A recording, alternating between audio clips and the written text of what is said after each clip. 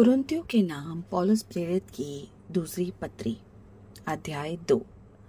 मैंने अपने मन में यही ठान लिया था कि फिर तुम्हारे पास उदास होकर ना आऊं, क्योंकि यदि मैं तुम्हें उदास करूं तो मुझे आनंद देने वाला कौन होगा?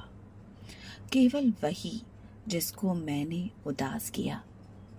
और मैंने यही बात तुम्हें इसलिए लिखी कि कहीं ऐसा ना हो कि मेरे आने पर जिनसे आनंद मिलना चाहिए मैं उनसे उदास हूँ, क्योंकि मुझे तुम सब पर इस बात का भरोसा है कि जो मेरा आनंद है वही तुम सब का भी है।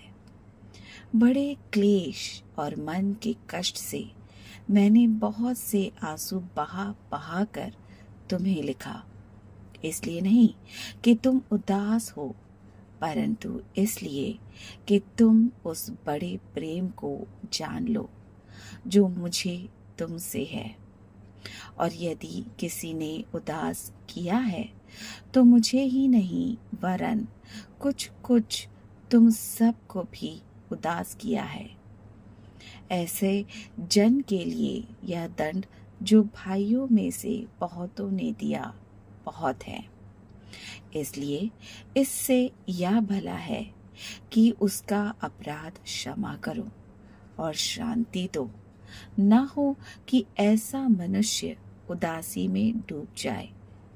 इस कारण मैं तुमसे विनती करता हूँ कि उसको अपने प्रेम का प्रमाण दो, क्योंकि मैंने इसलिए भी लिखा था कि तुम्हें परख लूं कि सब बातों के मानने के लिए तैयार हो कि नहीं।